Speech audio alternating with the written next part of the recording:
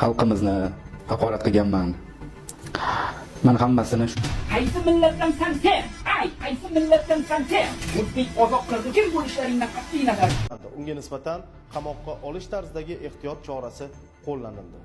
Hammaga assalomu alaykum aziz do'stlar, kayfiyatingiz yaxshimi? TikTok tarmog'ida juda ham ko'pchilikka taniqli bo'lgan ba'zi bir insonlarning tili bilan aytganda Qora aka, Abdulloh yoki bo'lmasam Abram va shunga o'xshagan nomlar bilan tanilgan va ba'zi bir insonlarning tili bilan aytganda juda ham mashhur bo'lgan Valeriy hozirgi kunda O'zbekistonga keltirildi va hibsga olindi. Albatta bu narsa hech kimning boshiga tushmasin. Lekin do'stlar, aynan mana shu Valeriy Koreyada yuradimi yoki bo'lmasam boshqa yerda yurgan paytlarda bu insonga juda ham ko'pchilik insonlar tomonidan eslatildi, aytildi, videolar qilindi, blogerlar, tiktokerlar hamma kim bo'lishidan qat'iy nazar bunga juda ham ko'p marta eslatildi. Lekin shunga qaramasdan do'stlar, bu bolani qilgan ishlari borgan sari haddan oshib ketdi.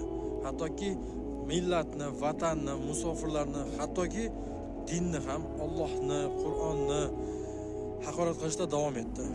Va hatto o'zim ham 10 ga yaqin video qilganman. Xor bo'lasan deganman.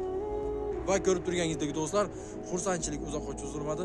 Bir necha yillik xursandchilikni deb ana endi ahvolini ko'rib turibsiz. Mana shu insonga o'xshab yurgan insonlarga yana bir marta eslataman. Vaqtingiz borida pushaymon qiling. Yoki bu dunyoda yoki narigi dunyoda albatta buni javobi bor.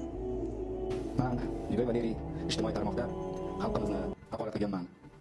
Men hammasini shu aktiv uchun qildim, tanilishim uchun qildim. Lekin bu narsani hammasini tushunib yetib, juda qattiq pushaymonman. Hammadan chin qalbimdan kechirim so'rayman. Juda qattiq pushaymonman. Iltimos qilaman, mana kechiring, iltimos xalq. To'g'ri, mana ijtimoiy tarmoqda qilmagan ishlarim qolmagan. Aktiv uchun men davlatimizni, xalqimizni, millatimizni haqorat qilganligim uchun juda qattiq pushaymonman.